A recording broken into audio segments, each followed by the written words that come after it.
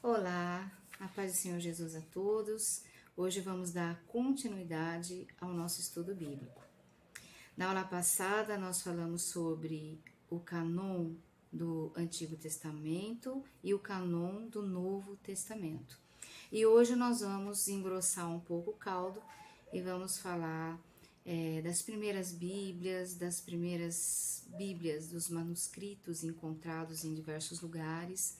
E assim nós vamos esclarecendo como que a Bíblia chegou até nós nos dias de hoje. Vamos começar falando dos principais manuscritos da Bíblia que foram encontrados ao longo dos anos. Um dos principais chama-se Codex Sinaiticus ou Códice Sinaítico em português.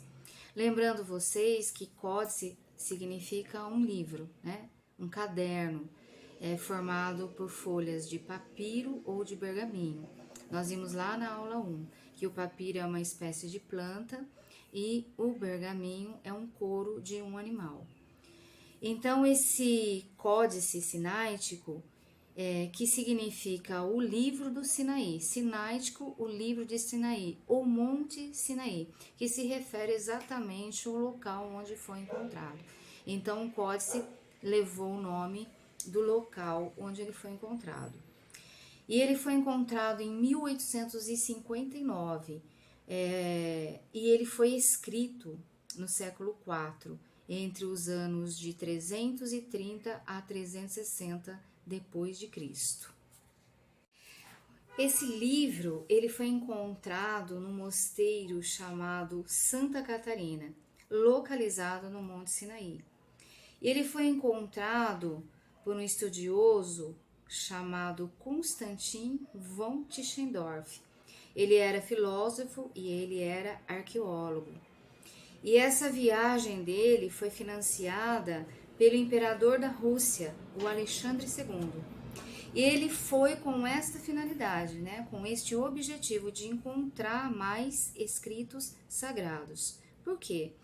Em 1844, ele tinha estado nesse mosteiro e tinha encontrado uma parte do Antigo Testamento. Quando ele chega lá naquele mosteiro, ele vê um cesto e dentro desse cesto haviam vários rolos ali de pergaminhos, de papiros, e ele pergunta para um dos monges se podia dar uma olhada, e quando ele olha, para surpresa, eram escritos sagrados, né? Ele era um estudioso, ele sabia do que se tratava, e ele pede para os monges então se ele podia ficar com aqueles rolos, e os monges respondem que sim, porque inclusive seriam queimados. Olha só que coisa interessante, né? Ele chega a tempo de salvar ali aqueles rolos de escritos sagrados, iriam para o fogo, simplesmente iriam para o fogo, né? Uma coisa maravilhosa, né? Um estudo, uma história, né? Iria ser tudo queimado se Dorf não tivesse chegado e resgatado ali aqueles rolos, aqueles papiros que eram o Antigo Testamento. Então, quando ele vai para essa viagem em 1859, ele vai com essa finalidade de encontrar mais documentos, né, mais escritos. E ele estava convencido que os monges tinham alguma coisa ali até escondida. Então diz que ele chega no dia 31 de janeiro de 1859, conversa com aqueles monges, fala a respeito do assunto, mas eles dizem que não tem mais nada. E no dia 4 de fevereiro, então, ele estava para voltar para casa, quando ele começou a conversar ali com o diretor do mosteiro. E, para surpresa dele, esse diretor leva ele para os seus aposentos ali e mostra um outro códice. Estava embrulhado num pano, ele mesmo relata isso.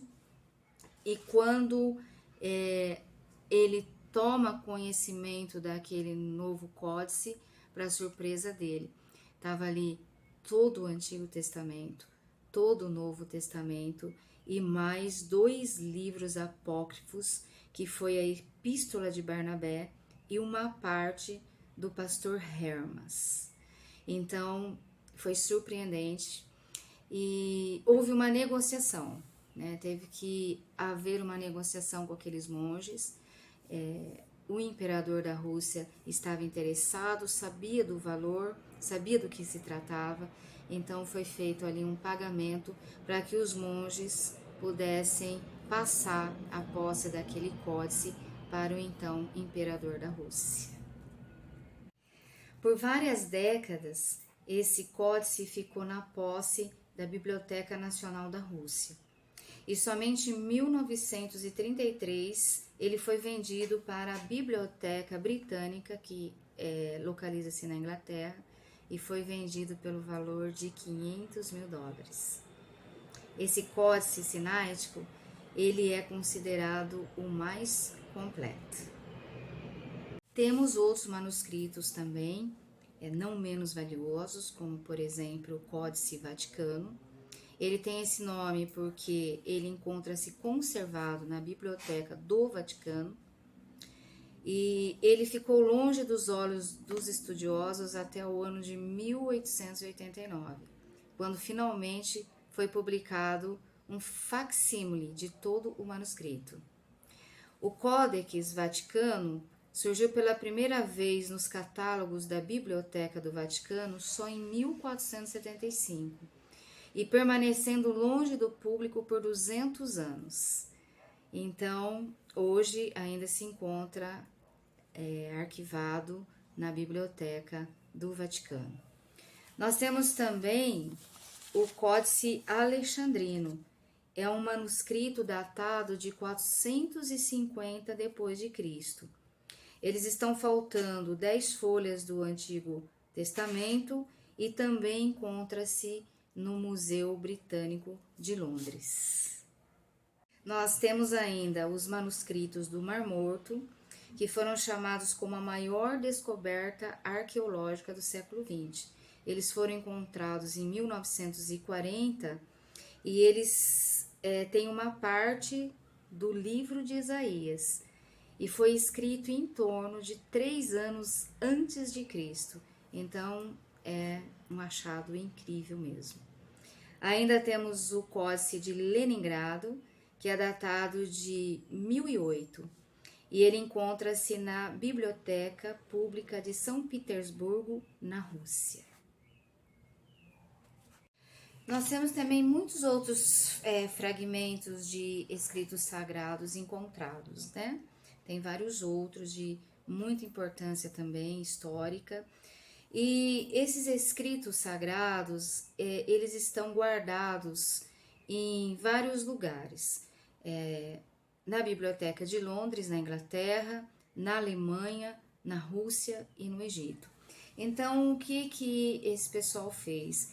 Eles fotografaram, né, esses escritos sagrados, eles fizeram ali um conjunto dos livros e disponibilizaram essas cópias no site www.codexsinaiticus.org. Você abre o site e ali você pode ter acesso, né, aos livros. Tem todos os livros ali escritos em grego e é muito legal, vale a pena dar uma olhada, que a gente tem ali uma noção, né, de como foram escritos e tem uma visão bem legal. Se a gente não pode ir lá no museu, a gente viaja pela internet, tá bom? Dá uma olhada lá, www.codexsinaiticus.org. Vou colocar aqui para vocês. Muito importante esse estudo para tirarmos a dúvida de que os livros, os escritos sagrados, realmente eles existem, eles foram encontrados e eles estão guardados nestas bibliotecas de Londres, da Alemanha, da Rússia, do Egito, no Vaticano. Então, realmente são os códices antigos, datados de 3 anos antes de Cristo, 330, 360 depois de Cristo. Então, são cópias que foram sendo reproduzidas até chegar nas nossas mãos nos dias de hoje. Então, muito importante. Então, vale a pena a gente ter esse conhecimento, porque às vezes a gente pode se perguntar, cadê esses escritos, né? Eles existem, da onde que veio a Bíblia que foi traduzida? Então tá aí a resposta, eles existem e eles estão guardados nesses locais. E como eu falei para vocês, dá uma olhada lá no site, que é muito bacana. A gente não vai conseguir ler em grego, né?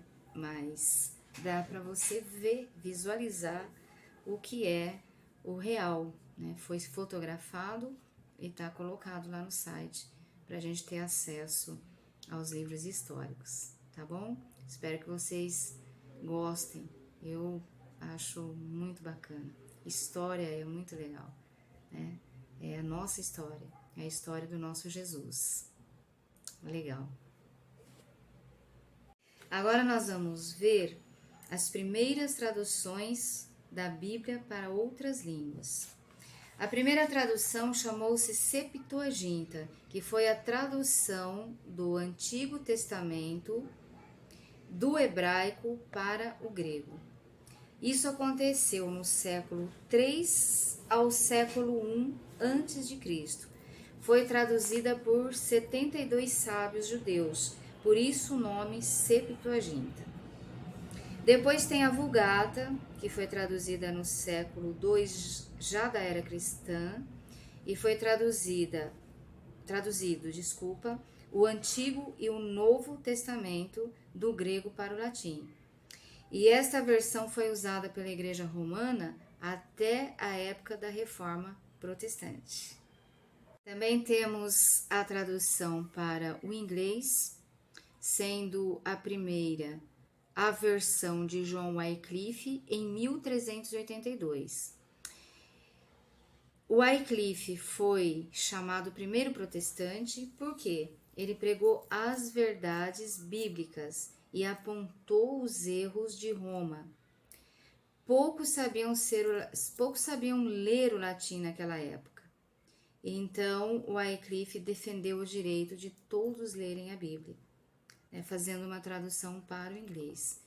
Mas, por isso, ele foi perseguido por Roma, que é já a Igreja Católica, e foi preso, humilhado, mas ele teve sucesso e traduziu a Vulgata, que era em latim, para o inglês. E tão esperado, nós temos a tradução da Bíblia em português.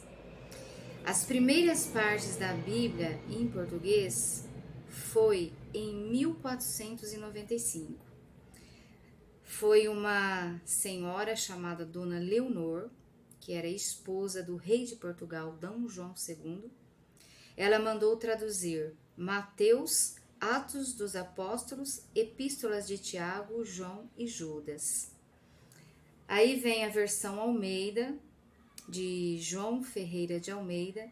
Foi ele que traduziu pela primeira vez para o português o Antigo e o Novo Testamento no ano de 1681. Em 1951, tivemos a primeira Bíblia publicada no Brasil, que foi a edição revista e corrigida, ou seja, faz pouco tempo, né?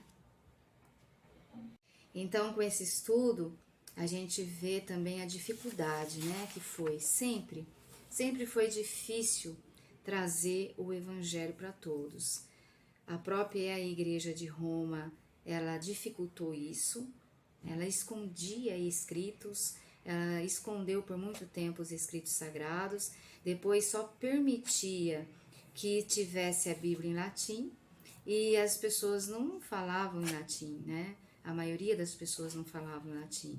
Então, quando esses homens protestantes começaram a querer difundir a Bíblia para todos, né? Todos tivessem acesso à Bíblia, eles também foram perseguidos. É algo que a gente tem que parar para pensar como falar do Evangelho e fazer com que o Evangelho chegasse a todas as pessoas, sempre teve uma resistência, né? Sempre os homens de Deus, as mulheres de Deus que queriam pregar o Evangelho, sempre tiveram uma resistência em difundir isso para todas as pessoas, né? Porque foi essa a ordem de Cristo, ir de pregar o evangelho a todos. E todos aqueles que crê que sejam batizados em nome do Pai, do Filho e do Espírito Santo. Então essa é uma parte muito importante histórica que a gente tem que aprender. É importante demais, porque a gente vai abrindo a nossa mente e esclarecendo muitas coisas. Realmente, sempre pregar o Evangelho foi difícil mesmo, mas Deus é maior e a vitória já é nossa. Amém? Eu espero que vocês tenham gostado. Se gostaram, curtam, se inscrevam no canal e compartilhem com outras pessoas, porque é um conhecimento, todo conhecimento, aliás, é bem-vindo, tá bom? Fiquem com Deus e até a próxima.